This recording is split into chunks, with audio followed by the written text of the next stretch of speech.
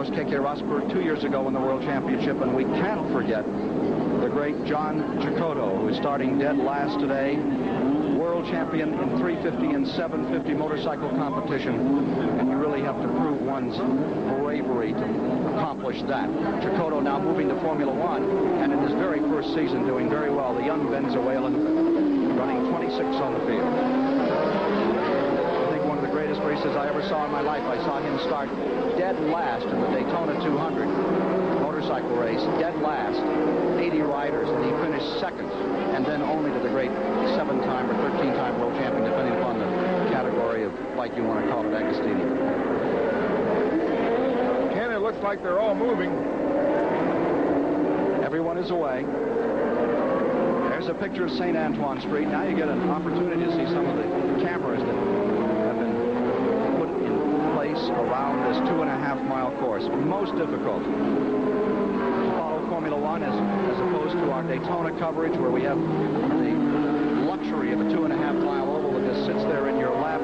Here they are through the streets. There are over 20 turns to be covered here. Very fast part of the course here. Going 140, 150. Then this left. That is almost a throwaway corner there, Dan. But the next one up is the one that you really want to hit, because it leads to that straightaway where you have to hit it right to get all the speed you possibly can. There you see Mark Shore in the arrows. And here they are, paying absolutely no attention to street lights. There they are, right under the traffic light. Warming up the tires as you see them sashay left and right. Into this left-hander, these blind turns. At the tremendous speeds they're attaining. Now you see them, the leaders down Jefferson, coming to Cobo Hall. Folks are very familiar with Cobo Hall, the Joe Louis Arena. Right there in the back of your picture, there's the first. Now they're across the trolley tracks, that lead car, the Ferrari, and ready to go down beneath the bridge. And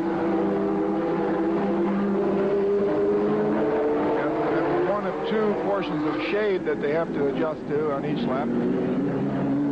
And now they'll be flanking the Detroit River. They're headed for the tunnel.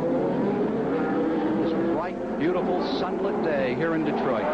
Detroit has really turned out her best weather for this grand occasion.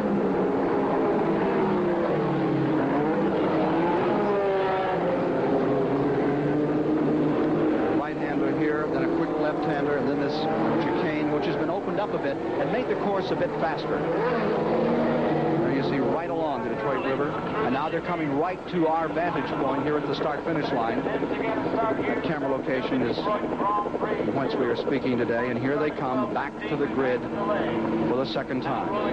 5-minute hold. If you're just joining us, Andrea de Cesare's second race in a row has a problem at the start. And there you see the Ferrari number 28, Arnoux. He has been a disappointment this year, but he's been on the pole twice. Behind him, directly behind him, Patrick Tambay, who won at San Marino. Nelson Piquet driving the BMW-powered Brabham turbo car. That's the blue and white car. Watch the lights. Watch those lights. It's all here. Everyone seems ready. No arms in the air. 26 cars come to life. The Detroit Grand Prix. Okay, this is going to be it. Underway. Oh, another car stalled. Ferrari is stalled right in the center of the track, and everyone's getting by. Tambay, I believe, has stalled right in the center of the track. An incredible moment. There is Patrick Tambay's car resting the track. There are the leaders away. It's unbelievable, Ken. Nelson Piquet is in front. Arnoux in second. DeAngelis with a quick move has put Lotus in third. And that is the Renault-powered Lotus. There is one Lotus with turbo power and the other with a Ford Cosworth. Now look at Piquet pull away. Down here in front of us, they're trying to pull away Patrick Tambay's car. What a terrible break for Patrick Tambay, currently lying third in the world points, being dragged away. Disappointment for Tambay. Leader, Nelson Piquet of Brazil. Arnoux in the Ferrari run second. Giulio De Angelis is in third in the Lotus. Here they come down Jefferson to Cobo Hall for the first time. The BMW, the German BMW Brabham car. 3. PK, 1981 world champion, in front. Nelson PK, currently number 2 in the world standings, out of the tunnel, being chased by Arnoux. There's DeAngelis, maintaining 3rd. All 3 turbo cars here.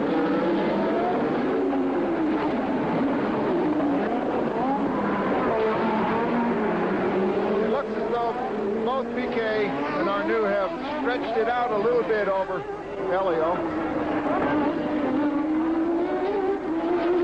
I think I caught a glimpse of one of the first matches last year. No, Andrea de Cesaris is 4th. Cesaris is 4th. Michele Alboreto, with a specially built Ford Cosworth engine, has gone to 5th. Alboreto really carries the hopes of the non-turbocharged cars in this event, which you're watching live on CBS Sports Today. Nelson Piquet of Brazil with the advantage by 4 car lengths. Ferrari running 2nd. Hambe right at the line. A breathtaking moment as cars went left and right. Everyone from the 2nd row back, making great avoidance moves to save what could have been a disaster. Piquet is now walking back along pit road as these cars with 66 gallons of gasoline on board. It's a lot of fuel. There's some folks that aren't tending to business in that office building today.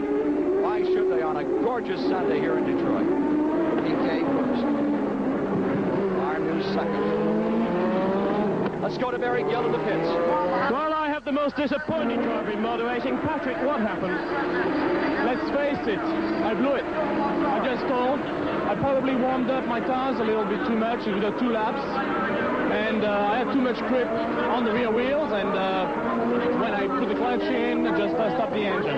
Patrick, it looked extremely dangerous. Did you just hide down in the cockpit? Well, first instinct was to put my hand up in order to try to show the others that I was tall, and then afterwards I just stuck as low as possible. Fortunately, the finish line is pretty wide, and they could avoid me on both sides. And tremendous safety precautions here, weren't they? They got you away very quickly. Yes, very quickly, but I'd been told that in case of an event like this, I could have restarted. They could have pushed me. They should have pushed me so I could at least start from the back. Well, I'm very sorry you're out of the race, Patrick. Thanks for talking to us. Well, it could have been a disaster. 66 gallons of fuel in each of these cars that weigh about 1,100 pounds, and they go from 0 to 100 miles an hour in about 5 seconds, so you want to be right, and all that traffic just surging out of the gate. PK leading, Arnoux in 2nd, and a very lucky driver is Patrick Tambay, winner of 2 Grand Prix in his career. Looks like Nelson and Arnoux, Nelson Piquet and René Arnoux are stretching it out a little bit, but they're not getting too far ahead of Elio. Standings have Piquet in 1st, Arnoux in 2nd, DeAngelis 3rd, de Cesaris 4th, Michele Alboreto is in 5th, Warwick is 6th, Keke Rosberg is 7th, and Eddie Cheever of the United States lies in the 8th position. Back in the 15th position is Danny Sullivan. He's collected 1 spot since the race started in the 2nd Tyrrell. 2 laps have been officially completed. They are working lap 3. Here they head for Cobo Hall. Nelson Piquet in command. Last year, Watson came from 17th position to win this race.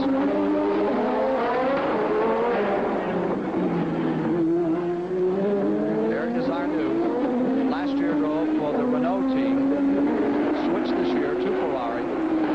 Ferrari winning the Constructors' Championship a year ago.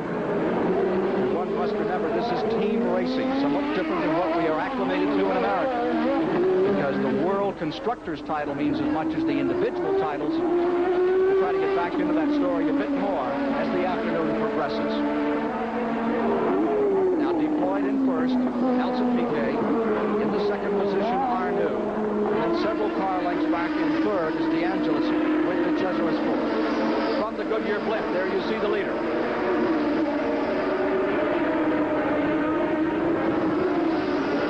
Straightaway after that long sweeping 1st turn up through the streets of Detroit.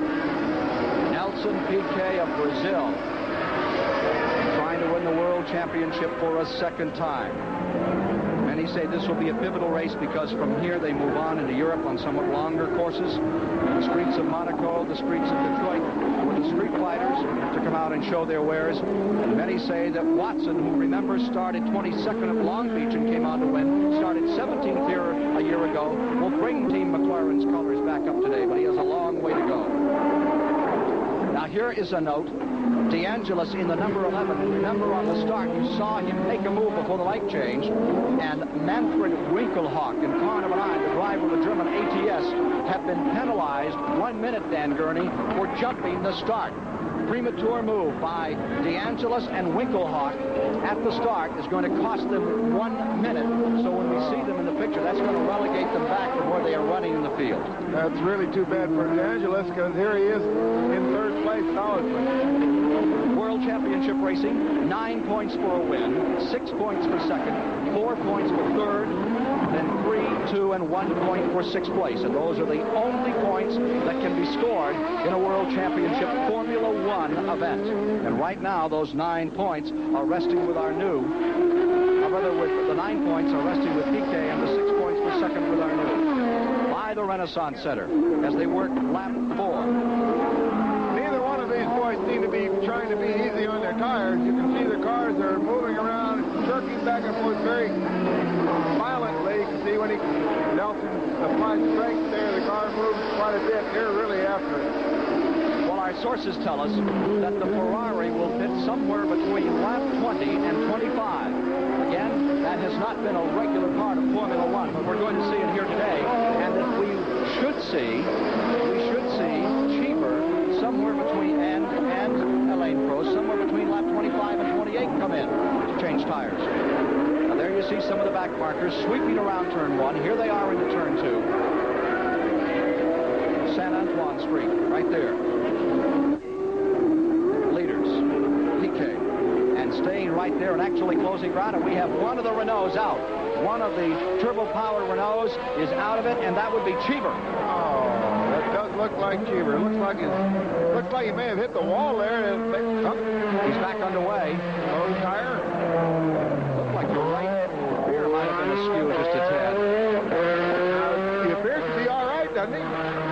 Eddie Cheever currently tied for third place in the world standings and 7th place, back with the leaders again. Cheever back underway. Last lap they averaged 81 miles per hour. Last lap averaging 81 miles per hour around this 20-turn course. The penalty on 9 and 11 cars, DeAngelis and Winkelhock, will be assessed at the end of the race.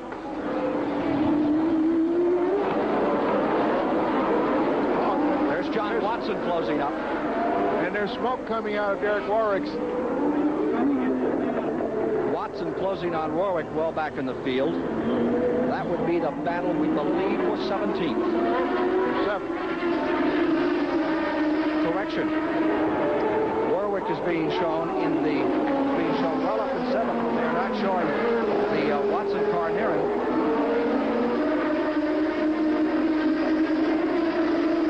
Leaders, Piquet, Arnoux, overall DeAngelis, then De Cesaris, followed by Alboreto overall.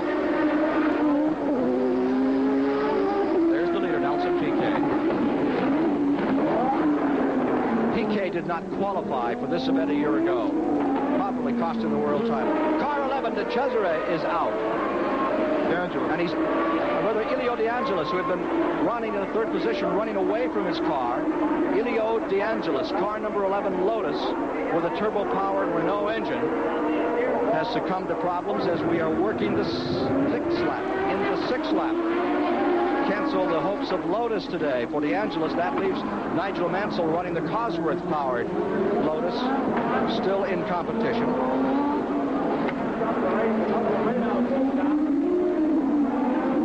And that looks to be Eddie Cheever climbing out. I'd say that looks like Eddie, all right. He had problems earlier, and now he is leaving the car so quickly. He left it in a relatively safe place. I think he was trying to move it there. Well, that's a bad moment for Eddie Cheever of the United States. Nelson is certainly not able to shake Rene Arnoux off. Very close. They remain very close. Still trying very hard. We're going to see an attempt to pass here soon, I would think. going into the first turn. Just before the first turn, there you see the Elio De Angelis Lotus car, the black and gold machine. Now the tires are well and truly up to temperature, and we're going to find out what's going to happen. John Watson, last year's winner, lying 21st on the field. I say that Rene has gained a few inches. Who is really putting on a performance here. PK stays out in front. Ferrari is a turbo V6, and the Brabham a 4-cylinder turbo. Michele Alboreto in fourth. Kiki Rosberg has pulled up into fifth. Warwick sixth. Alain Prost for Renault is seventh.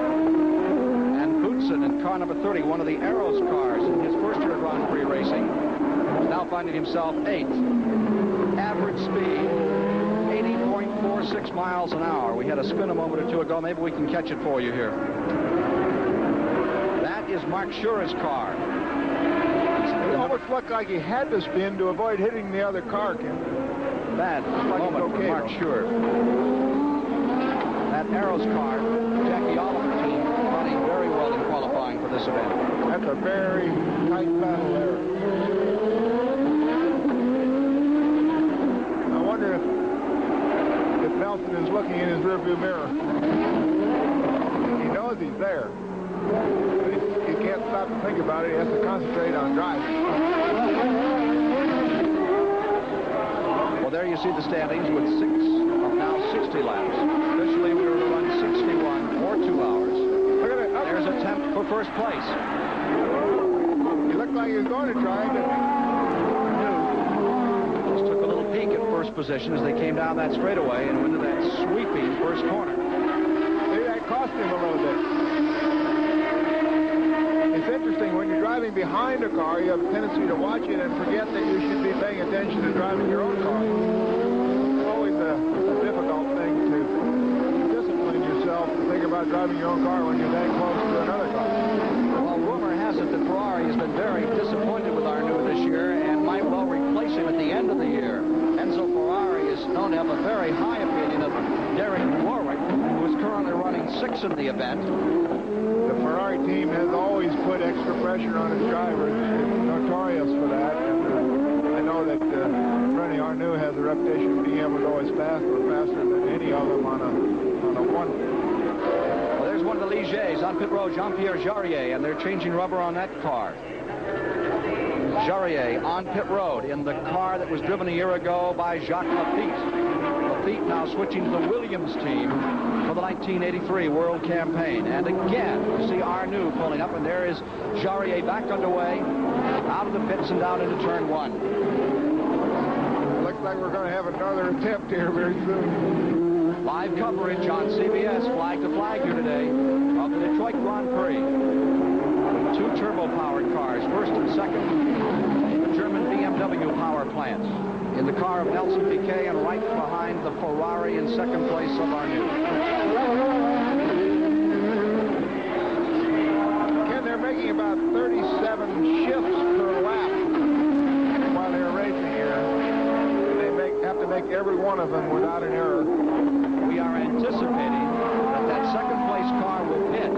Bernie Ecclestone has given us no word on what the intentions were with that BMW. That's 20 to 25 lap seems early in approximately a 60-lap race. I'm surprised at that, but I'm sure they know what they're doing. Apparently came in with a light load of fuel to get them started. Rather than take on 66 gallons, which is literally a ton in these 1,200-pound cars. It really is. Keke Rosberg now in fourth place. Let's go to the pits in Berryhill. Oh, this is Riccardo Patrese. We were told by Bernie that only one of their cars would come in. A magnificent pit stop by the Brabham, and I can tell you while we're with us, Ken, that Nelson Piquet is not scheduled to come into the pits. The Tolman will come in, both the Williams, both the Ferrari, both the Renault, and the only Brabham, that was Patrese. And here the crowd are standing and applauding the Brabham mechanics for a magnificent pit stop. Back to you, Ken. Well, they've learned well from the Indy ranks. Here is Piquet. didn't expect Nelson to pit. Now, that's interesting. I wonder where he managed to get that information. Probably right from Bernardo Ecclestone. Man, yeah. Put this problem team together. I suppose you can trust him, Ken. Well, there is a whole lot of secrecy and espionage that goes on about these pit stops this year. Close. Arnoux on Piquet for first place. Lying third, DeCesaris, who had a problem on the original grid. Tremendous battle. There's some of the crowd gathered along the Detroit River to watch from their vantage point. And back to the leaders. Looks like an attempt. Can't do it. Arnoux on the inside. Can't get the line. It's a double apex turn. It really tightens up coming out of that sweeper. But he's finding out what he can and cannot do, I think. You'll see it. Maybe he's setting him up for a move later on. It does look like he can gather him back up, even though he loses some each time he tries. John Watson started 21st, is now up to 17th. Last year's winner with a McLaren. As last year's event unraveled, just an incredible performance, and then he duplicated the feat at Long Beach this year. A lot of pressure. He was in position to try and outbreak him, but Nelson's not cooperating at all with him. Now this is a very fast straightaway and a good position to overtake us right here. Arnoux is there. Oh, did he close the door or what? Just slightly. Arnoux takes the lead. Ferrari is in front. And the Brabham BMW now in second position. Third, DeCesaris. I would say that Nelson may have missed a shift or something. Normally, he wouldn't be able to get by on the straightaway like that. Now it looks as though we'll see him stretch it out. You suppose the temperature is starting to affect either the engine or the tires. Arnoux, if he intends to pit, must get away and build up some kind of an advantage, particularly if the story is true that Nelson Piquet does not intend to pit this afternoon. Very good point. Very good point. Now we're watching the strategy unfold. Certainly, if Nelson doesn't have to stop for a pit stop, he's effectively leading by quite a margin. So car number 28 in front, commanding this race. 34-year-old René Arnoux of France. And he is building himself a fairly good advantage here as he tries to win this Grand Prix, Detroit Grand Prix. Be the sixth one in his life. Let's see what he'll do.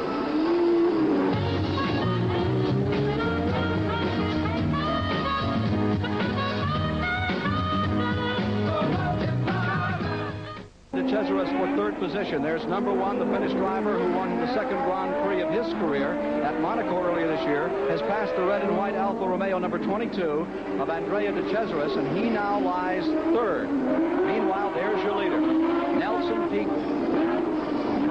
Correction, second place. Arnoux is first, and this is your second place car. The second place car, Nelson Piquet.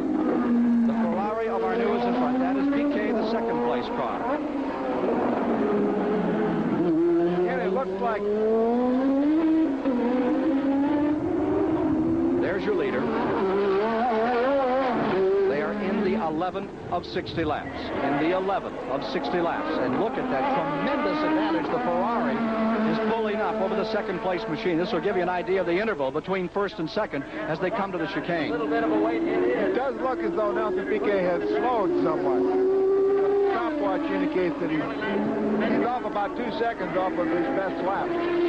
Rosberg now third, DeCesaris fourth, Alboreto fifth, Warwick sixth, Alain Prost lies seventh. A lot of strategy in this Formula One with these pit stops. Some will be taken, some teams electing not to do so here in Detroit. For more on the pit road story, Barry Gill. Well, Ken, strategy is the word. You must remember that although Nelson Piquet is going a little more slowly than the others, he is the man who is not expected to pit stop. I've just talked to Gordon Murray here in the Brabham pit. Unless he has a tyre problem, he's not expected to come in. So René Arnoux, who's supposed to be coming in, is going to have to pull out about 18 seconds to keep that lead. Everybody else in the first six but Piquet is scheduled to make a pit stop, and we expect them to be around about lap 28. 28, we know that Cheever and the Tolman are going to come in. Warwick and Cheever. So strategy indeed, Ken, and the race is soon going to shift to these pits. 9-second advantage for Arnoux over Piquet, and he's trying to build it to 18 seconds for the pit stop. He's trying to build up an 18-second advantage. If you've just joined us, you are watching live CBS flag-to-flag coverage of the second annual Detroit Grand Prix. And here's one for you. In the back of the field, John Watson has moved from 21st into the 13th position. Watson from 21st to 13th.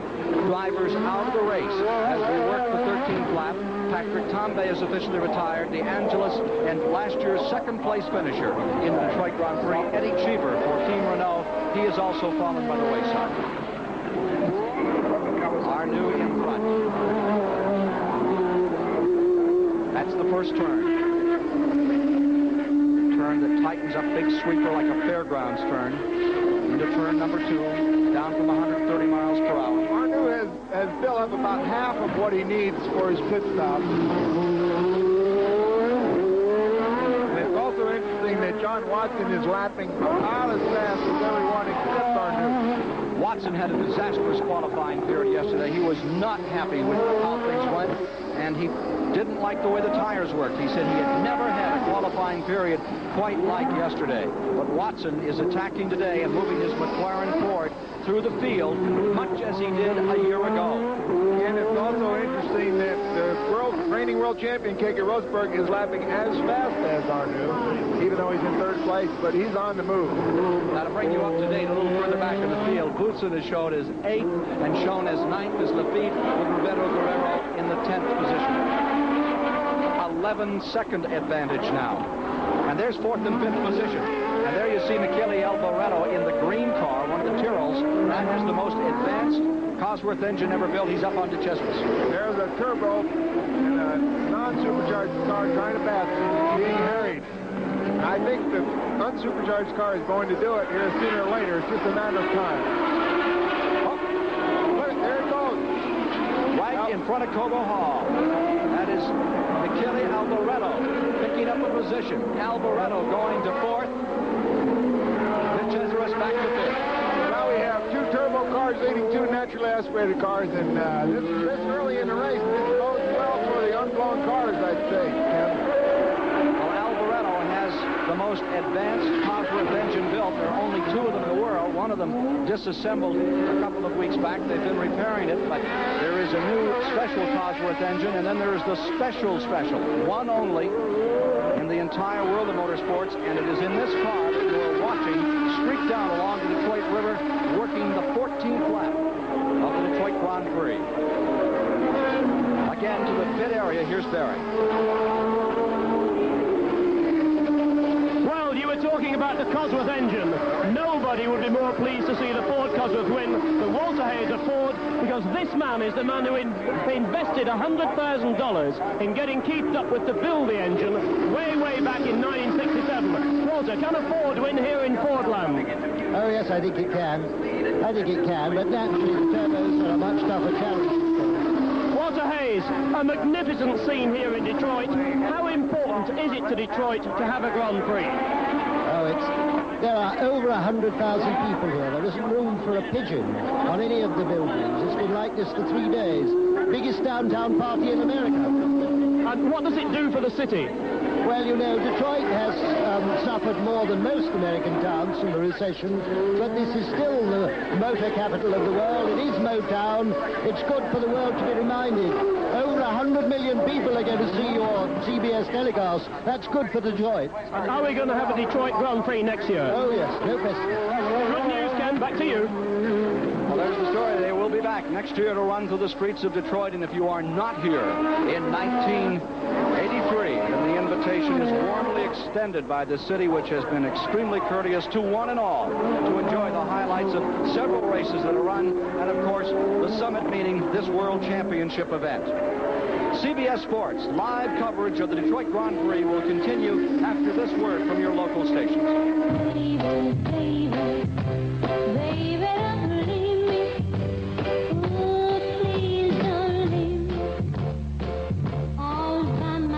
This is CBS.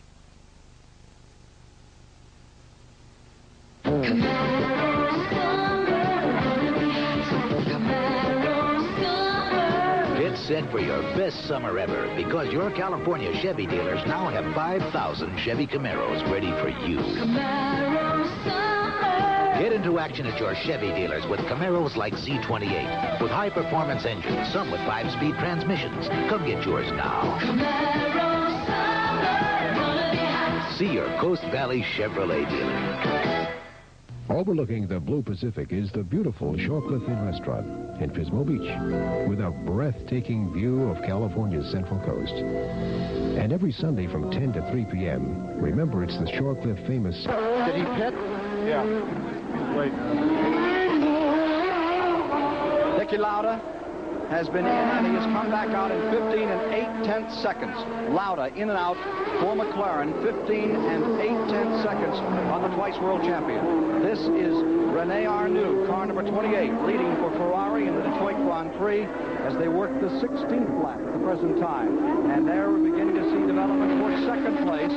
Nelson Piquet there, and moving up, Keke Rosberg, winner of 2 Grand Prix in his career, defending world champion for Finland, driving for Frank Williams, and he is closing on Nelson Piquet, Dan Gurney. I wonder if the world champion, the reigning world champion, is going to make a pit stop or not. We know Nelson Piquet, we think Nelson Piquet will not make a stop. Certainly, Keke Rosberg in this car, running the second car in the picture there, is running about as fast as René Arnoux is running right now. His lap times are comparable. Rosberg is the number 1. Was a computer operator, then went into Formula 3 and Formula 2, worked his way through the ranks. Really putting on the pressure now. He'll get by very soon, I think. Although Nelson again won't be helping him. Rosberg dominating Monaco this year. Just a brilliant drive there. Derek Warwick has moved to 5th spot. De Cesaris has dropped to 6th in the Alfa Romeo. Again, Warwick is now 5th. De Cesaris back to 6th. The battle that we are watching is the battle for second place. Nelson Piquet trying to fend off defending world champion Keke Rosberg. Incidentally, Jacques Lafitte is on the move. He had started in the 20th position, and Lafitte is now shown in 7th place. Correction, in 8th place. In 8th place.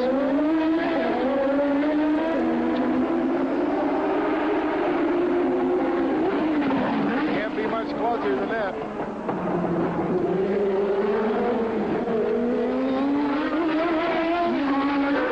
The leader, Arnoux.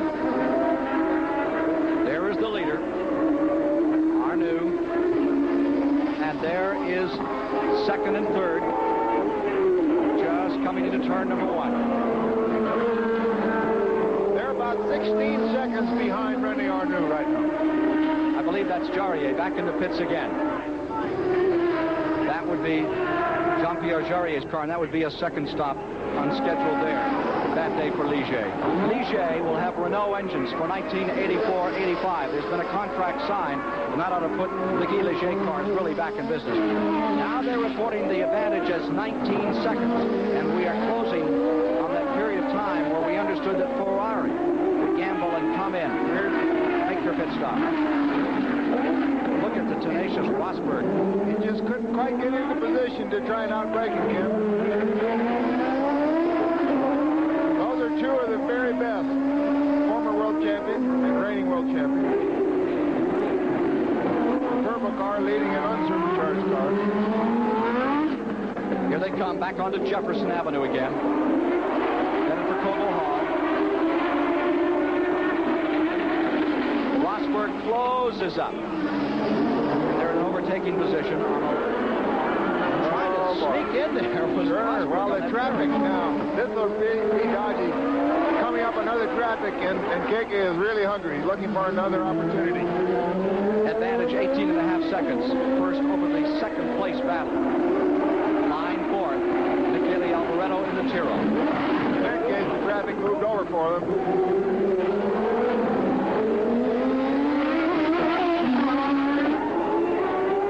17 laps complete. It is a 19 1/10 second advantage that Arnoux holds over the second and third place cars, locked in a confrontation inside the position at this moment. And we can expect Ferrari's pits to become active in about another 5 or 6 laps. You can see it a little bit bit on the straightaway, Ken. The turbo car can pull out a little bit of a lead, and then on the braking, the lighter, unsupercharged car gains back a little of it. Again, repeating, on the start, who just joined us, Patrick Tambay, who had qualified third, had problems, did not get off the line, so there is but one turbo-powered Ferrari here in the field. Now there is your leader, Arnoux, French driver, driving the Italian Ferrari. And let's just see how far ahead he is. Waiting for that second and third place battle to come down Larned Street here in Detroit. Average speed in the last lap, 82.5 miles per hour. There's second and third place. And let's watch as Rosberg again tries to handle and deal with the second place man, Nelson Piquet. Mary told us that he needs about 20 seconds to make a pit stop, and that's just about what René Arnoux has right now over second place. Danny Sullivan of the United States in the second Tyrrell car has moved from 16th into 11th. From 16th into 11th. One of the Ligier cars just in front of the leader. The Detroit Grand Prix World Championship race here in the Motor City. And the Motown sound is right now the turbo-powered Ferrari screaming full song. Top speed about 170 miles per hour into this sweeping first turn. Well, one would wonder if Ferrari's going to put it together, and there is Rosberg creeping, crawling along in the back of Nelson Piquet, trying to find a place to overtake. He's still unable to do it, too. He's actually lost a little bit. Nelson is concentrating and doing the kind of job that only he can do. Piquet got a little loose coming off that corner there. Nelson Piquet, just a brilliant driver, won the World Championship 1981. Last race was at Caesar's Palace, Las Vegas. When it was over, he climbed out, took care of his responsibilities, and then fainted. Tremendous pressure in these races.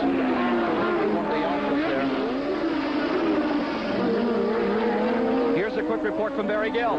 Here's Alain Prost in the pits, refueling 20 gallons, changing all 4 tires. 8 seconds up to now, 9 seconds, 10 seconds. The only Renault left, and he's done it. Oh, and they've got a problem. It's slowed up there. 17 seconds to refuel and retire the only Renault in the race at the moment. Back to you, Ken. Second and third place. And now you see it. Rosberg has pulled it off. Rosberg has moved into second place while we were watching the pit stop on the Renault Prost, who at the time was in 7th position. I believe we can show that to you. If you replay of the move by Keke Rosberg, which has made him second and has moved Nelson Piquet back to third spot. Ferrari out in front, seeking the 86 win. Ferrari dating back to 1951 when they first began the conquest of the World Championship, and they have been World Constructor title holders on 12 occasions. There's the Frank Williams car, Rosberg, now lying second. 6 valuable points toward the world title. If he can put it together, he currently lies 4th in the championship standings. Going into today's race, Prost was in front with 28 points, Piquet second at 24, Tambay now retired at 23, and Rosberg was in 4th with 16. There is Arnoux. Stays out in front, battling to win this second annual Detroit Grand Prix, trying very hard to stay out of sight.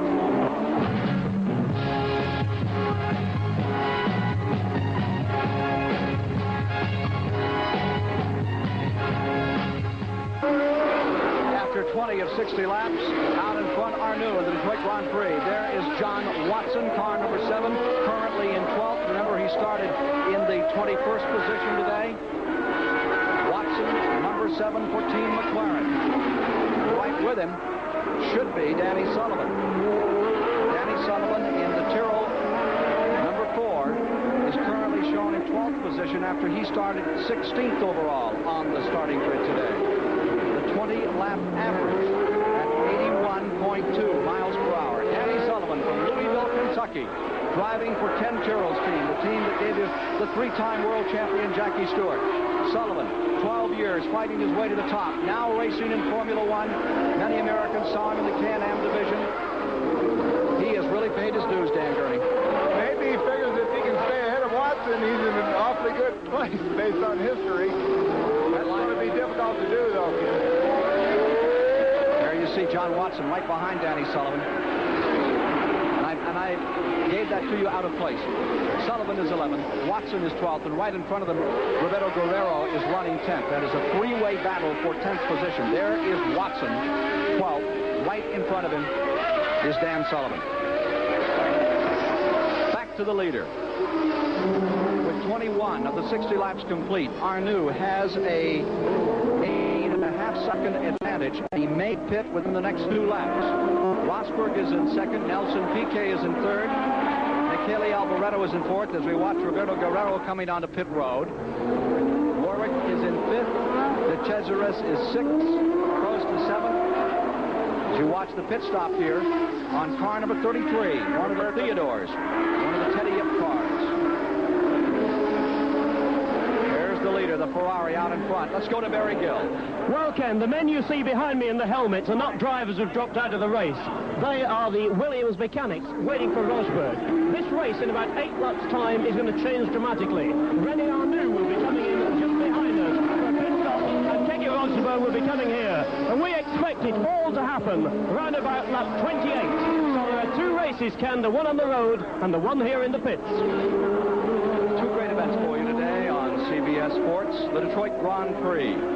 And coming up, the Kemper World of Golf. We hope you'll be with us all afternoon to enjoy them. Here is second and third again. Keke Rosberg is running second, the number 1 car, and Nelson Piquet maintaining the third position, that red car being overlapped. Yeah, that's Nicky Lauda. Well, he's had problems today. Lauda has fallen back. Just running out this race at the present time. Ken, it's interesting to note that Derek Warwick has been running very good laps, and he's moving up also. He's in 5th place at the moment. Preparing for a pit stop for Ferrari. Here is Arnoux, car number 28. Wondering if he will pit this time by.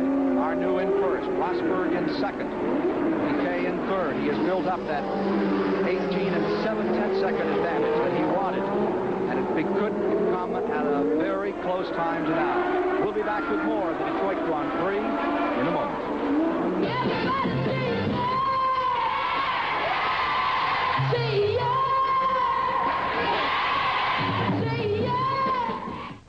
Learjet, Coco Lima.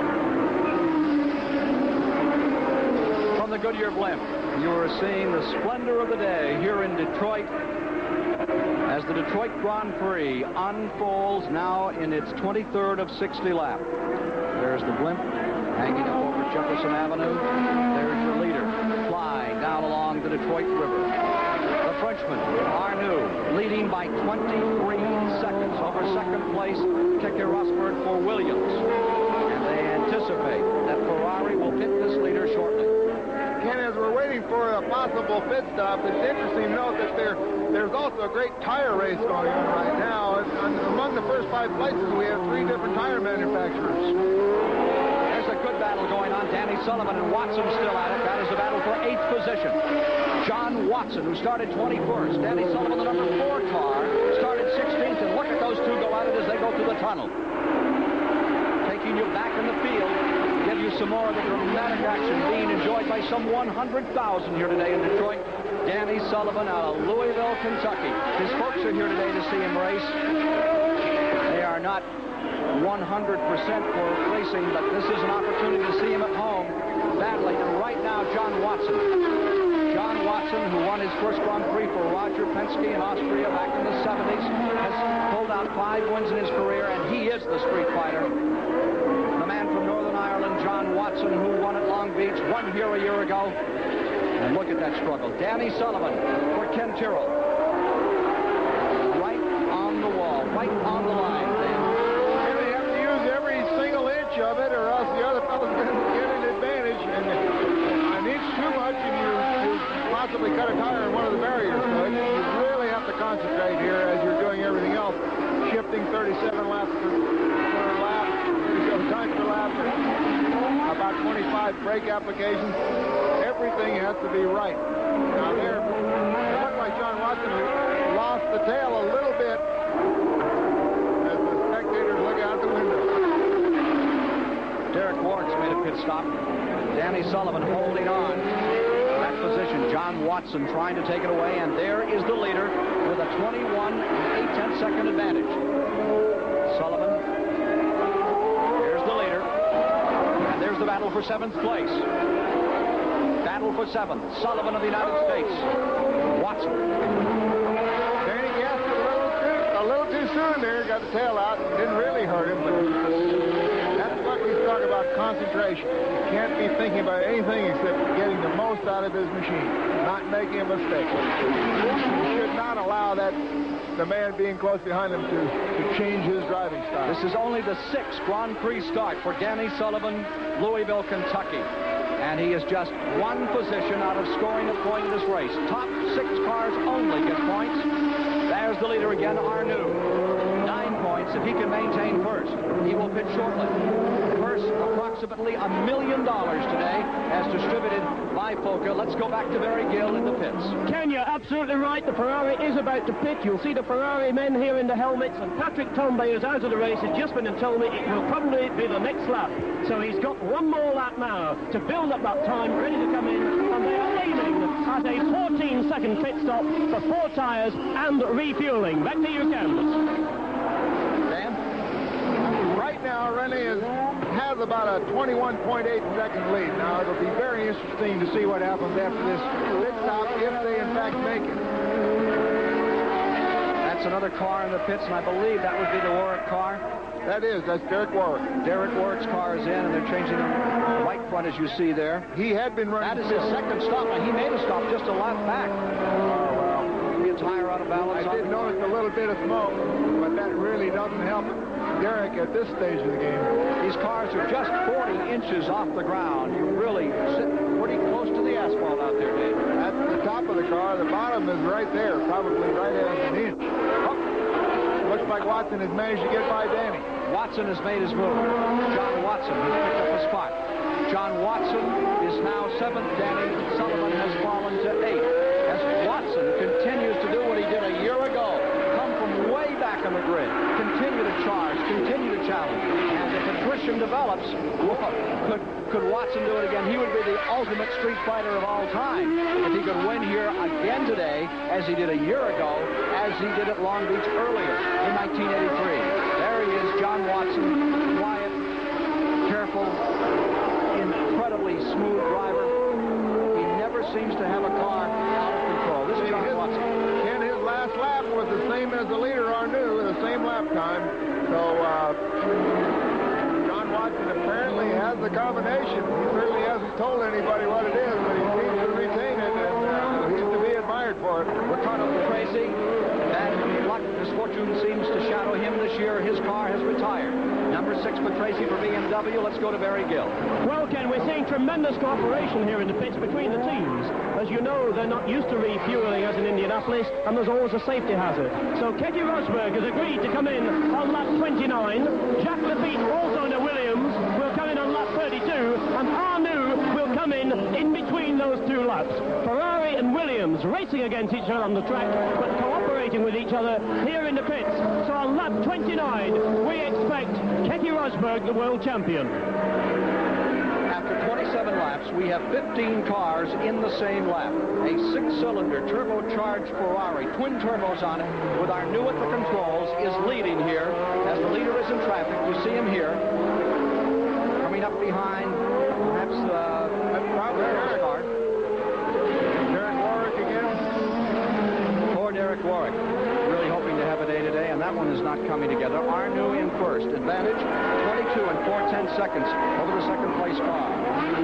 The Ferrari turbo seems to be singing a song of victory at the present time. Ferrari having already scored 1 win this year. Now the question will be, how much time on the track will these pit stops cost? Because Nelson Piquet could effectively still be in the lead, but that'll be interesting to see. The pressure is certainly on the pit crew. Ferrari striving for its 86th career win, dating back when it all began, 1951, in the modern era of Grand Prix competition.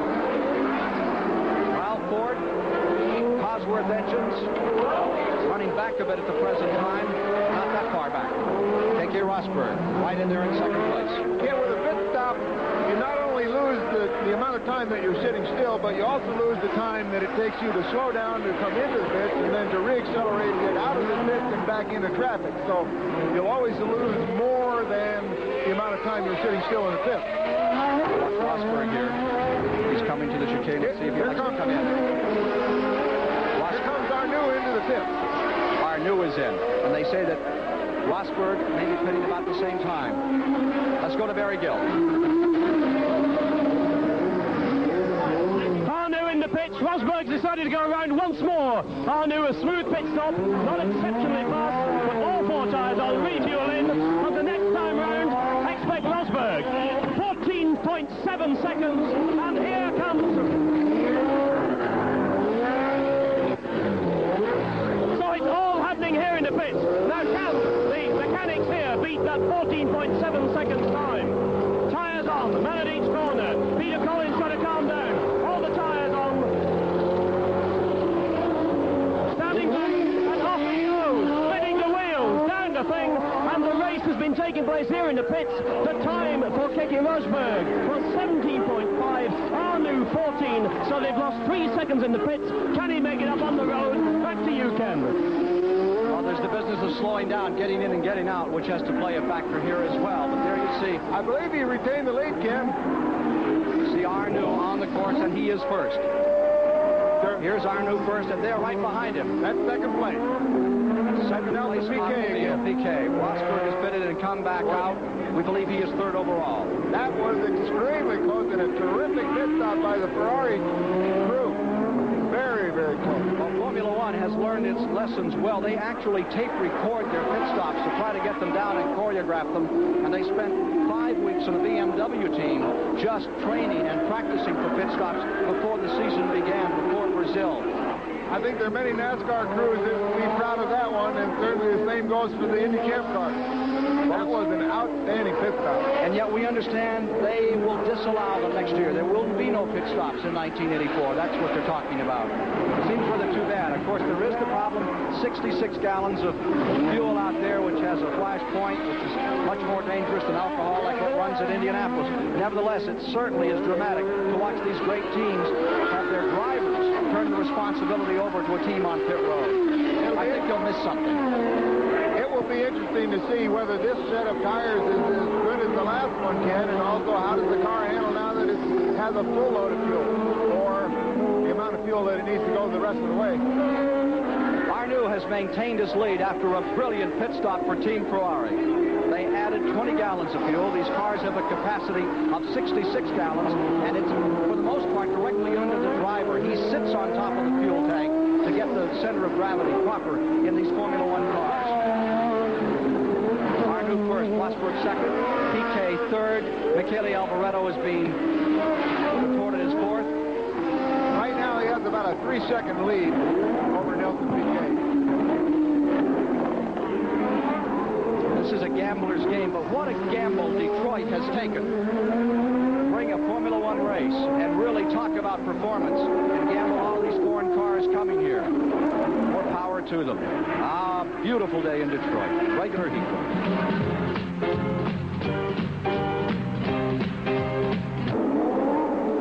A major change in the Detroit Grand Prix. After his pit stop just out on the course, Arnoux's car. The Ferrari is rolling slowly to a halt. Nelson Piquet has already moved by him. Nelson Piquet being shown now in second place. Nelson Piquet, and there is Michele Alboreto, who is running third. Lafitte is shown as fourth. These are after the pit stops, and fifth is Rosberg. Ken, you can see sort of a black sooty smoke coming out of the back of Rene Arnoux's car. It looks as though it might keep running, but watch the black smoke at the back. No, that's it. He's had it. Well, the engine seems to have swallowed something he didn't like. On car number 28, Arnoux, the twin-turbo, 6-cylinder Ferrari, has come to a halt on course. And now we have a new leader. It is Nelson Piquet of Brazil, who lies second in the world standings. And here we see, I believe, De Cesaris' car has also come down. De Cesaris' car. There is the leader, Nelson Piquet. Michele Alboreto now in second with the Ford Cosworth. Green Tyrrell car now in second place. John Watson is fourth. John Watson has come once again from well back on the grid, 21st. He is now fourth. Watson, when you put him on a street, he just does an incredible job. And Rosberg, latest update, third. There is our new walking away. And it's interesting, there's only one turbo in front, and the rest of them are the unturbocharged cars. Alboreto. Let's go to Barry Gill in the pits. Ken, I've just been talking to the Williams team, and they remind me with a grin on their face that their man is out on fresh tyres, tyres giving him the maximum speed, and Nelson Piquet, don't forget, and Alboreto are on tyres that have been running since the start of the race. So watch this man, Rosberg.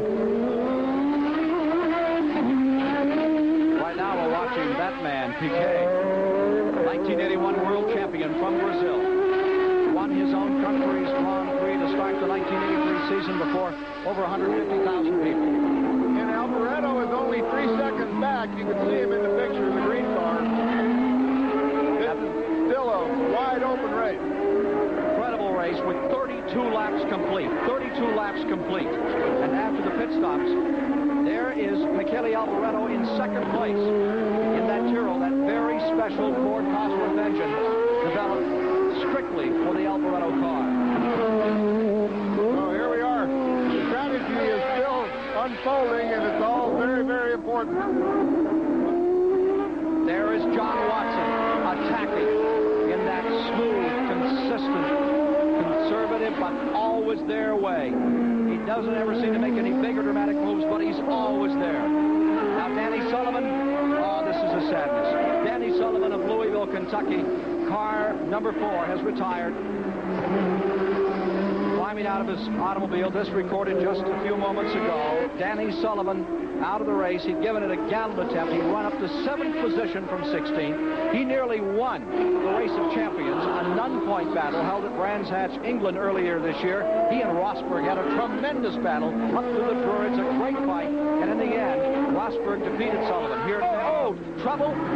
Brakes locking up the brake. On the leader, Nelson Piquet. He's feeling the pressure. Alboreto is only 2 seconds back at the moment. And he is driving fast.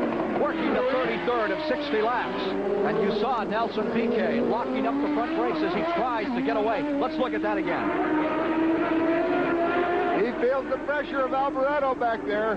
He can't do that very often, or he'll have a flat spot that'll really hurt his braking.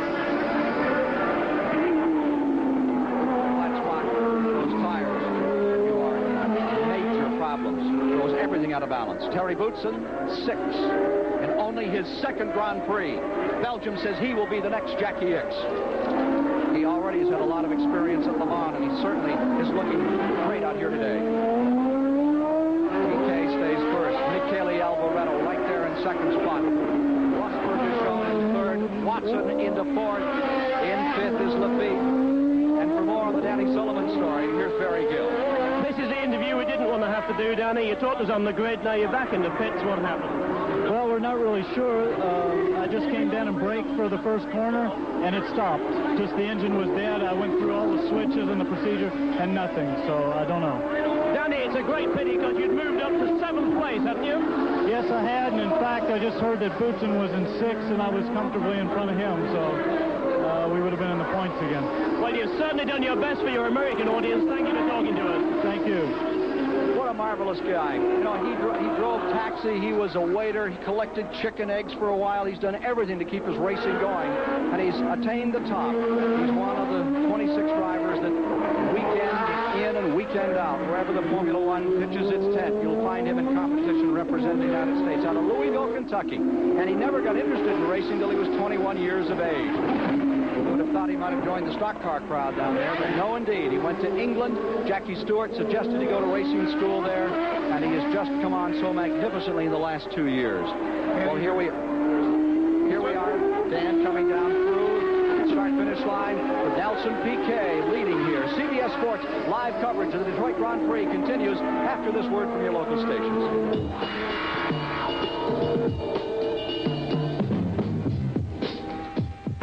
Nelson Piquet, who was just embarrassed a year ago when he didn't qualify for this event, now leads the 1981 world champion from Brazil, with Michele Alboreto, the Italian, running in second place in the green Tyrrell number 3 car. And the struggle is less than a second and a half apart between first and second place. Third spot, Keke Rosberg, with Dan Gurney and Barry Gill. I'm Ken Squire. We're in the 34th of 60 laps in the Detroit Grand Prix, round 7 of the World Championship 1983. And right now, Nelson Piquet has to decide, and so does Michele Alboreto. How much do they take out of their car? How much do they take out of their tires? This is where their judgment and skill have to be combined. They can't ease off, and they can't overdo it. They have to know just about how hard to run, and they have to be able to do it, of course. What a dramatic story, this BMW-powered car, the BMW engine from Germany. Dieter Steppert, the Austrian, kept this program alive.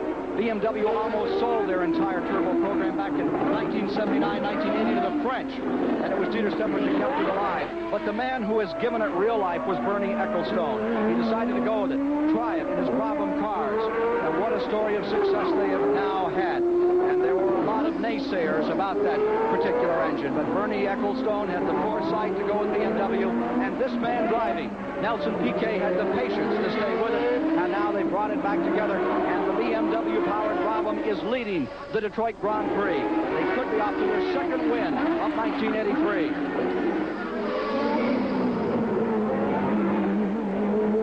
Third place, Rosberg right there. And you can see just behind him, here comes the one. John Watson. John Watson in number 7. What a magnificent driver he is. Watson from McLaren teamed with Niki Lauda. Now, this is a difficult traffic situation. Came through all right. Didn't really hold him up much at all. Nelson got by all right. Now, let's see how Michele. Here's your third place car. Rosberg down by Cobo Hall. Fourth place should be right behind him. Following these leaders. There is number 1, the third place car. And there is Watson right behind him. Racing to the streets of Detroit. Motown Sound celebrating its 25th birthday this year. And there is the unique sound of these great engines. 650 horsepower working, churning to the streets of Detroit today. Ken Nelson has been able to pull out. It looks like he's pulled out about half a second on Alboreto now. Well, we have another retiree, and that would be, I believe, Guerrero's car. Chicotto. That's Chicotto. The twice world motorcycle champion, John Chicotto, has retired from the event. Bad break for John Chicotto in the Theodore, the Teddy Yip car. And there's a celebration, too. Teddy Yip, 70 years old this year. Put so many great cars together in Formula One and in Indianapolis car ranks as well. First 8 cars on the same lap. 8 automobiles on the same lap, showing 36 of 60 laps now complete in the Detroit Grand Prix. Now, here's your third place car. Rosberg, number 1, and then the number 7, the red and white colors of John Watson for Team McLaren. Just when you think it's just about over, John Watson is there. I don't think anyone anticipated the kind of race he drove last year here, and then he came back to do what no one has done in the history of the sport at Long Beach when he started 22nd this year and came on to win. He gets everything there is out of a car, but he doesn't overuse it, and over these manhole covers, which are still here, this course, which is so hard on cars, he doesn't seem to lose track of that car. At the moment, his lap time seems to be the best on the circuit, even better than the leader. Now, of course, he's being held up by a traffic situation right now. Smoke gets in your eyes a little bit right now. That'll hold him up a little bit. 1 minute, 49-second lap on Watson last time by. 1:49.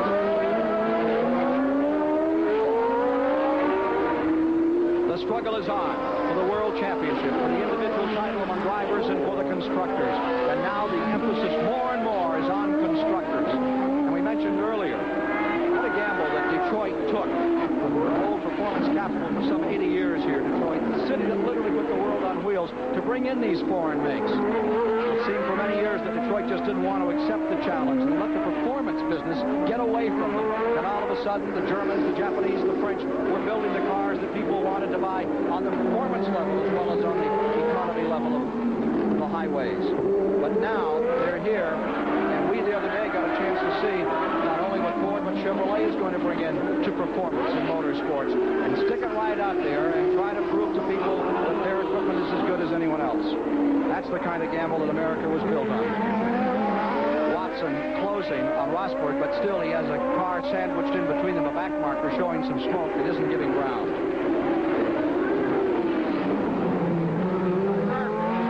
Carry quite a bit of oil. He's been smoking for some time. He's trying to get rid of mosquitoes. Now, here's Watson getting clear as they move down Jefferson toward Cobo Hall. Now, let's see if Watson can do anything with Keke Rosberg, defending world champion, the Finnish driver. So many of these drivers have taken aviation as a way of relaxing. Rosberg was one who learned to fly just a couple of years ago and said it's one of the few places he can get away from all of it. The crowds, the noise, the throngs, and the pressure that is this kind of racing, averaging better than 80 miles per hour around a 20-turn course, 37 shifts per lap, 650 horsepower. Miss one shift and you are blessed. Miss two shifts and you are out of the race. And meanwhile, back with the leader. That lead scramble, Piquet in front. Here he is. Haley Alboreto waiting right there in second place. Alboreto, a year ago, and right behind him is Mark Schur's car. He's become a back marker. That's too bad for the Arrows. Mark Schur, tremendous talent. Broke a leg in South Africa 4 years ago. Has come back easily off the injury, smooth driver. But the man right now is Nelson Piquet in front. And he's in front by about 4.2 seconds. John Watson closing. Watson closing on Rosberg, the green and white colors of Williams, and the red and white colors of McLaren.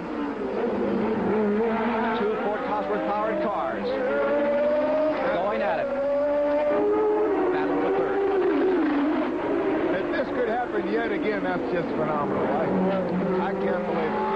He can barely qualify for the race each time, and he ended up with a performance like this all the way from way back in the past. He was so angry, so frustrated yesterday, but in the interviews following qualifying, he was the gentleman that John Watson always comes off. Fine tennis player, a quiet bachelor from Northern Ireland. John Watson attacking Keke Rosberg again. He really is. Look at how he does on braking. He gathered Keke right up on braking. Now, that was quite surprising. Into the tunnel. Rosberg pulls away just a bit.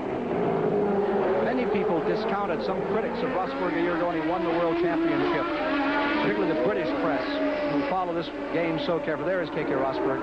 But he came right back this year and won the race that is so talked about, Monaco. Watson. There's no doubt that he's the world champion. He won it fair and square. So much at stake here, and people sometimes treat Formula One as a technical exercise. They say if you have the right car, you can win. That's just flat wrong, isn't it, Dan? Well, at a moment like this, you have to dig down. You have to dig down for more concentration to get every bit of skill you can apply. You have to concentrate and double concentrate more. You just can't make a mistake. Every inch counts. 39 of 60 laps are complete. Retired Tombe, DeAngelis, Cheever, Patrese, Sullivan, Arnoux, DeCesaris, Chicotto, Jarier is now out of the race as they go for the money. $1 million in this Detroit Grand Prix.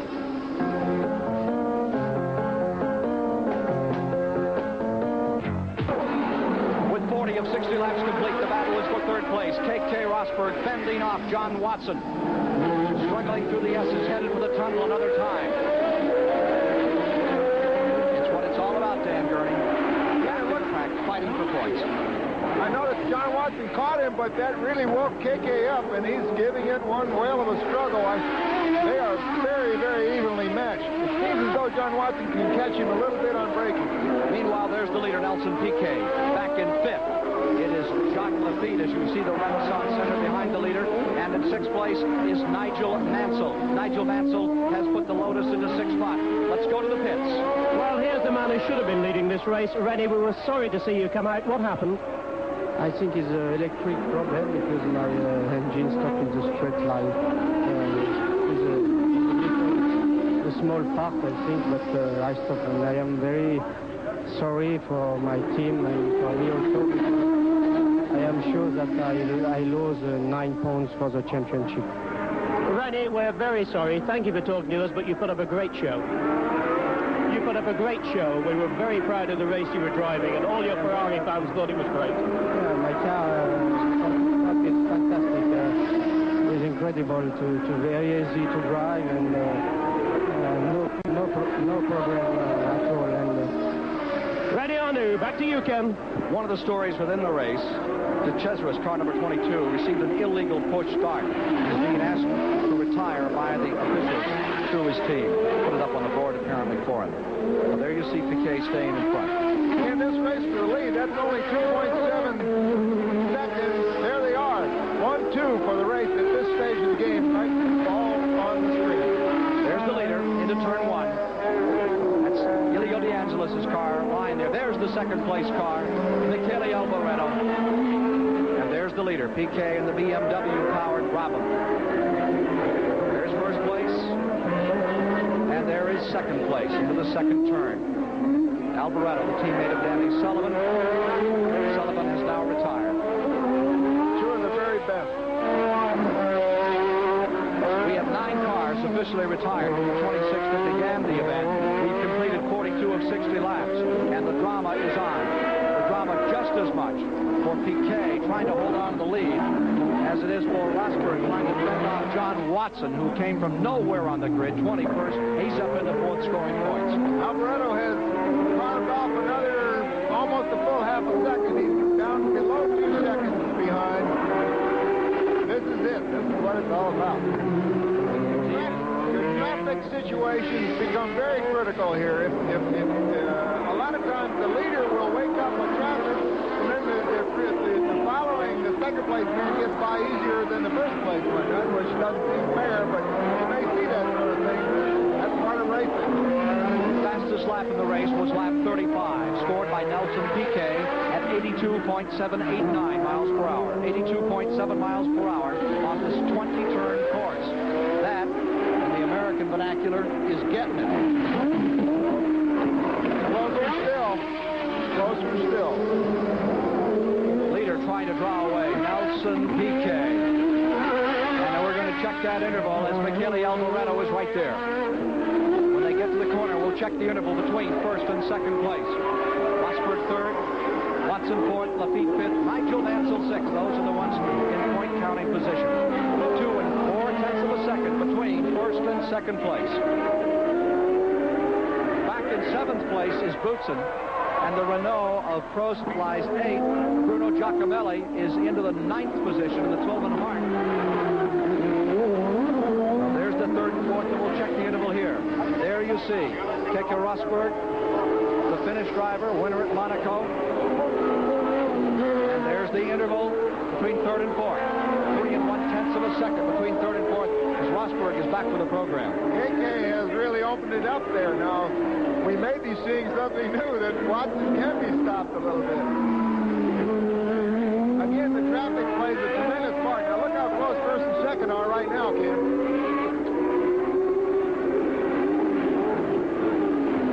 John Watson in 4th. Time beginning to run out, as well as laps. 43 laps have been completed as Watson lies 4th in the Detroit Grand Prix, and he would like to reflect at the end of this one on another victory.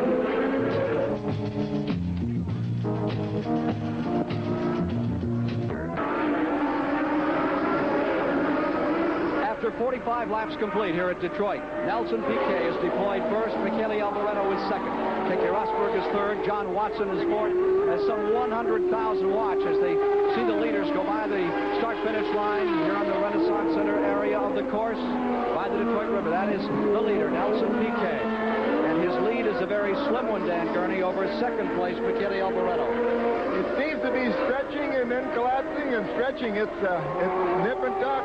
I would say that is based on the fact that BMW Turbo seems to leap down the long straightaways, but that the Tyrrell car, the green car, gathers it up in the corners. It is a bigger gap after the long straight, but the final combination is incredibly close. This is getting down to it. McKinley turned. Now I see also Nelson Piquet. They're getting down to the fastest laps of the race right now. At this stage, it's getting messed up. Their fuel loads are down, the cars are lighter, and they're actually going a little bit faster each lap. But 75% of the distance gone. Detroit hosting a major world sports attraction today, watching throughout the United States. Racing enthusiasts with our CBS flag-to-flag coverage, and 27 nations around the world are watching as well. Dubai over in the Middle East. Zambia is watching today. New Zealand, South Africa, Swaziland, Mexico, Australia, Argentina, and of course all of Europe is lit up to watch their favorite form of motorsport, the Formula One, the World Championship. Even Hong Kong has a feed today of this event. Must be for Teddy Yip's birthday. His car is well back in the field. Teddy Yip of Hong Kong, who has the Theodore cars. Next, the field moves to Canada just 1 week ago, and there's Canada just south of Detroit. As the leaders come down along the Detroit River, they'll move to Montreal. And the river there, of course, the mighty St. Lawrence, and what a beautiful course they have in Montreal, and they'll be racing there for the World Championship next Sunday.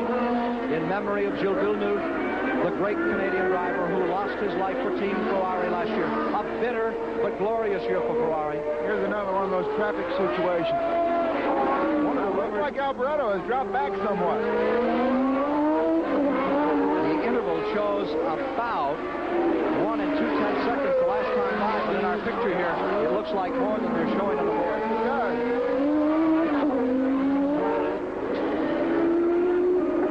Here was your That was one. That was an edgy pass. I'm not sure he realized that Nelson was coming. Moving by one of the Ligier cars, the leader, Nelson Piquet. Now he has a 3.5 second lead. He has pulled out considerably from Michele Alboreto, whose tires may have gone off at this point. Oh, maybe it was one of those. Maybe he missed one of those 37 shifts per lap. You just don't know. How do you make 37 shifts every 2.5 miles and make them so right? You know, the analogy with golf certainly plays here. Every time, every stroke of that gear shift, it's like stepping up with a 9-iron or a putter, and you have to hit it perfect. And it's spread out over 2.5 miles. You have to be so right, so on all the time. Except if you miss a putt here, it costs you a whole lot more than a place on the board. There is 6th place, Nigel Mansell of Great Britain. Nigel Mansell in the second Lotus car, who is currently shown as 12th, now lives in the tiny fishing village of Port Erin on the Isle of Man. A little tax haven off the coast of Liverpool, where they run the famous motorbike race annually, and they run regular races over there as well in the Isle of Man. Nigel Mansell in 6th place. Nigel had the most unfortunate accident I've heard of this year. The trolley wheels they put on the cars, one ran over and nearly broke his toe and put him out of a race while he was getting ready for an event earlier this year. Currently 6th. Now let's see if Michele can regain some of that lost ground. 48 laps are complete. Nelson Piquet remains in front. Michele Alboreto is shown as the second place driver, with Keke Rosberg third and John Watson stabilized in 4th. Getting down toward the finish of the second annual Detroit Grand Prix for nearly $1 million in all the glory as Piquet hangs on by his fingertips.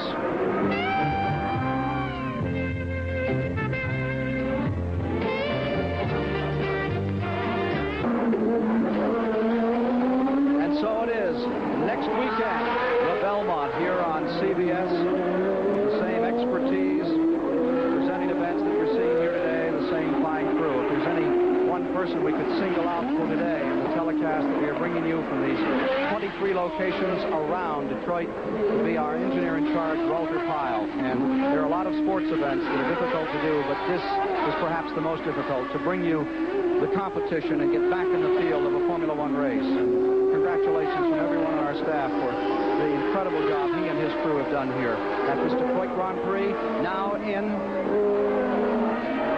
it's showing, and we're waiting waiting to get this exactly proper and correct. 49 laps complete. 49 complete. Nelson Piquet. They're showing 50. I beg your pardon. 50 complete. 50 laps have been completed. Nelson Piquet first. Michele Alboreto second. Rosberg is third. Watson is fourth. 10 laps to go and a 2.5-second lead. And Alboreto is closing. Back to the pit area for this late report. And behind me you see Gordon Murray marshalling the troops in the Brabham pit. Let's go back quickly. There's something wrong with the lead car. Slowing down. Nelson Piquet. Michele Alboreto is taking the lead.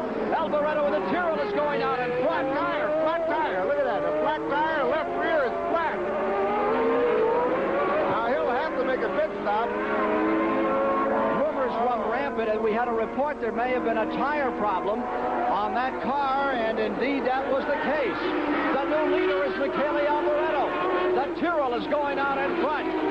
This is going to bring Watson up another spot. Michele Alboreto won one Grand Prix 1 year ago. Caesar's Palace, last race of the year. He's going for number 2. He is that special Cosworth Ford engine. Alboreto is into first. And what a terrible moment for Nelson Piquet. And that puts Fords 1, 2, 3 by my lights on the board at the present time, Van Gurney. You're right. Let's take a look again. At that moment, things went amiss for Nelson Piquet. Lost the left rear tire. It's flat. It must have been a puncture. Well, we had a report the front tires were going out. We said, well, everybody's front tires are going out now. But there you saw it, a puncture on car number 5. Nelson Piquet of Brazil. Stumbling around, hoping to get back to the pit area and get out there for some kind of points today. But Michele Alboreto, who has not scored a point this year, now leads in the event. He's certainly a deserving winner if he can pull it off. Second place is Rosberg. Into third moves Watson. Into third. There's Nelson leading the fifth. 12-second pit stop for Nelson Piquet, but I'm sure he lost a lot more than that in limping back to the pit with a flat left rear. Rosberg 24 seconds behind the leader. A tire deflates on Nelson Piquet. That pretty much squashes his hopes of winning here today in this Detroit Grand Prix. CBS Sports live coverage of the Detroit Grand Prix will continue after this word from your local station.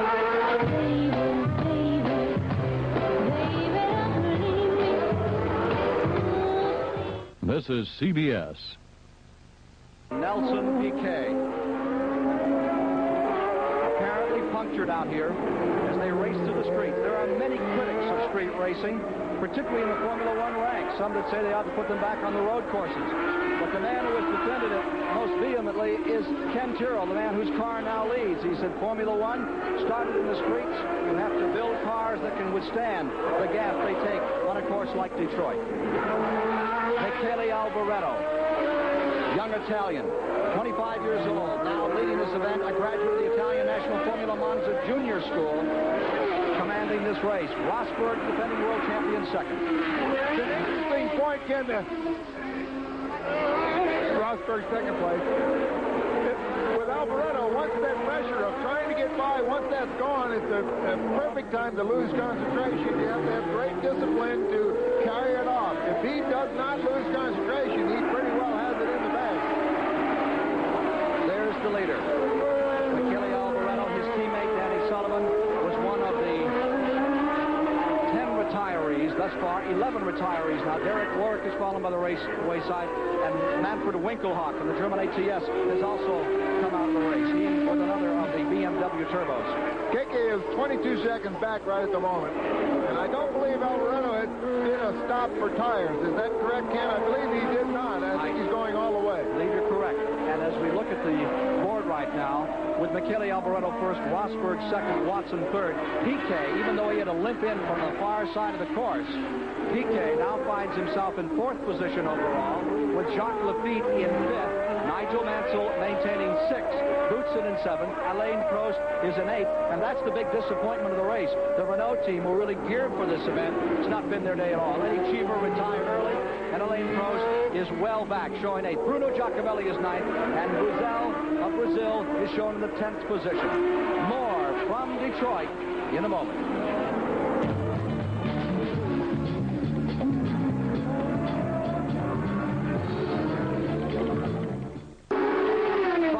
Detroit, the Grand Prix. Next, of course, the Kemper from Washington, D.C. as CBS continues to bring you live happening events throughout your Sunday afternoon. There's the leaderboard from the Kemper Open. Stand by for more activity, more action, and more of the great moments of sport on CBS this Sunday afternoon. It is Michele Alboreto leading in the Detroit Grand Prix with 55 laps complete and 5 to go. Alboreto and the Tyrrell team have an interesting sponsor. They don't get much for the year, but they get a big bonus for where they finish in races. And the sponsor makes sports clothing. We're going to have to sell a lot of shirts and pants after this Detroit race, the way Michele Alboreto is tearing around in the final 5 laps.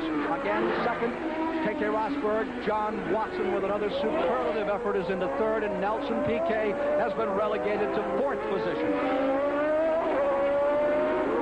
We are in the city of Detroit, where some 100,000 are gathered today, watching this man, Michele Alboreto, try for his second Grand Prix victory. So many have thought this afternoon they had it within their grasp. First it was Arnoux with the Ferrari that drew away from the field. Then Nelson Piquet seemed to have a lock on it. And now it is Alboreto. Will fate play a hand, or can he contain this race for just 4.5 more laps? Not a bad debut for that new Ford Cosworth. It looks mighty tough at this stage of the race, Ken. Car number 30, Terry Boutsen, 25 years old. He's doing a tremendous job out here today. In the car number 30, started well back on the grid and now finds himself up in the 7th position. Nicky Lauda's number 8 has retired from the event. Lauda out. 13 cars remain from the 26 starters. 13 have retired, 13 still racing. Keke Rosberg is about 21 seconds back at the moment. The World Championship standings going into today's race. Prost was first at 28. Piquet was second with 24. Tambay was third. Rosberg fourth, and John Watson in fifth. Watson is the man on the move in the standings again as they race in the United States. He must like the North American continent the way Detroit treated him last year and Long Beach earlier in this season. Well, there are 4 laps remaining now for Michele Alboreto. We're looking at Rosberg. Rosberg maintaining second place. Keke is 18 seconds back right now as Alboreto tries not to make any big mistakes. Lapping Boutsen, 7th place car. Is Rosberg back with the leader another time. Ken Tyrrell, one of the great names in motorsport. He has developed cars. He's gone through some hard years, but he keeps bringing back great racing teams. And Michele Alboreto gambled with a young man and gambled with a young American, a relative unknown. And you saw what a great effort. All the way up to 7th place when Danny Sullivan from Louisville, Kentucky earlier today. And Michele Alboreto has carried the green and white colors for Tyrrell up to the very top here, to the pinnacle at the Detroit Grand Prix. And the Ford folks must breathe a little easier here as once again the turbos have been turned back in a street fight. Those turbos have a lot of power, but they still need some durability. Leader just lapped the 6th place car. That was Nigel Mansell. Nigel Mansell, car number 12 for Team Lotus. And Mansell is in a position to score today. Good effort by Nigel Mansell. Up to 6. Rosberg now 16.9 seconds behind Michele. Coming up in just 2 weeks here on CBS, 400 miles of Grand National competition from the 2-mile Super Speedway, just a few miles from where we are today. That's right, we'll be at the Michigan International Raceway for 400 miles of Grand National racing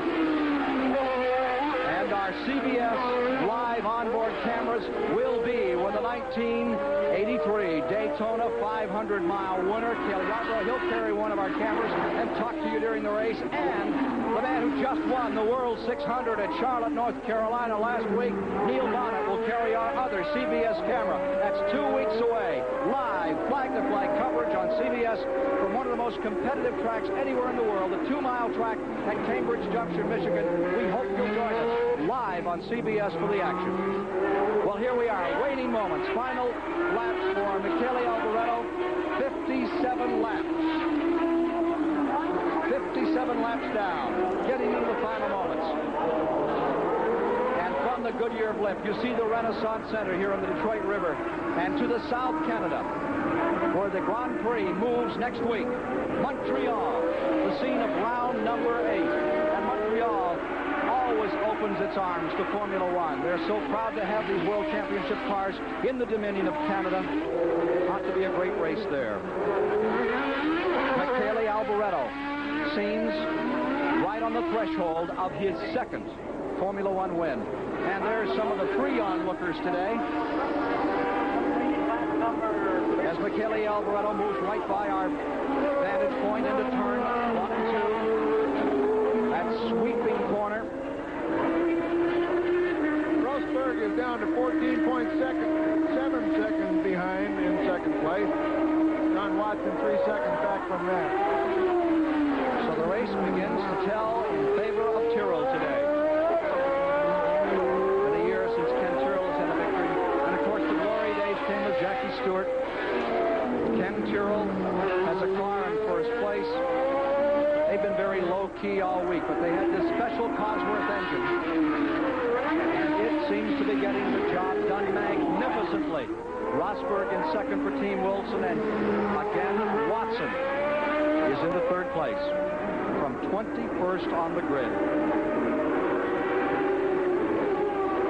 And hear some people explain that Watson is really the second rider in the team to a two-time world champion, like the very smooth Minigado. But Watson is a man unto himself when you put him on a street fight. Nigel Mansell in that sixth position as Alboreto really throws that thing around. And you see without the skirts missing from here, the flat bottom cars, you're seeing a lot more thrashing. It's a lot more exciting this year than we've seen in the past several years in Formula One, as it's really more of a driver's event. It's less of an engineer's.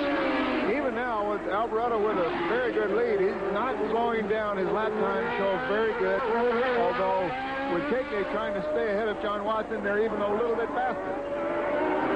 The Kemper Open is next. The finale of that is on CBS this afternoon. Alboreto into his last lap.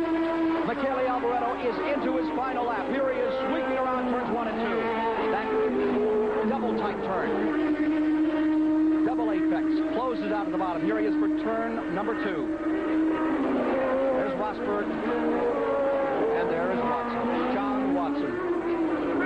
What a wonderful man to have back on the rostrum again today. As he did a year ago, he's brought himself from nowhere on the grid into the points and to the podium, pending this final lap. They go by the Crane Communication Building, down that short straightaway on Congress Street, getting with that left-hander blind in there. I think some of the most dramatic pictures we've witnessed in a long time were the efforts made by Eddie Cheever in getting us a course description for this event. And for that and for the Team Renault, our sincere thanks. And I'm sure the thanks of racing enthusiasts throughout America for some ride that Eddie Cheever gave us 2 days ago. Well, here we are, Don Jefferson, final time. Michele Alboreto, the bachelor from Milan, on his way to his second win. He's into that first one by Cobo Hall, over the trolley tracks, into the second turn, now diving down beneath the bridge. The Detroit Grand Prix second annual is about to become history, and is about to become a really true event. There were so many naysayers about this event a year ago, but they have proven they brought it back together.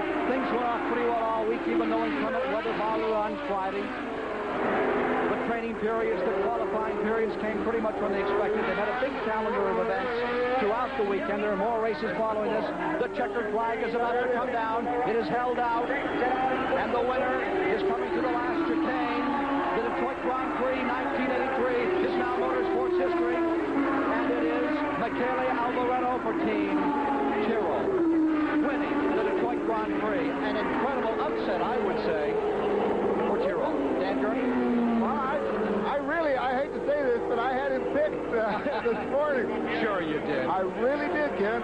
This is a great combination that Tyrrell has put together. He couldn't be happier with Michele. He did it back at Caesar's Palace, and he certainly did it again today. And finally, John Watson has been stopped. Now, that's right. Up to third. Rosberg finished second. Rosberg second. Watson third. Piquet fourth. Lafitte fifth. Nigel Mansell sixth. The new world standings. Prost first, 27. Nelson Piquet into second with 27. Patrick Tambay relegated to third with 23. Rosberg is fourth with 22. John Watson is fifth in the world standings with 15. There's a tie between Niki Lauda and Jacques Lafitte for sixth with 10 points each. And Alboreto, with his win today, picks up 9 points. His first points of the year. A winning effort for Michele Alboreto. We hope to get a word from him in just a moment. Waving to the throngs around this 2.5-mile course. Alboreto winning the Detroit Grand Prix.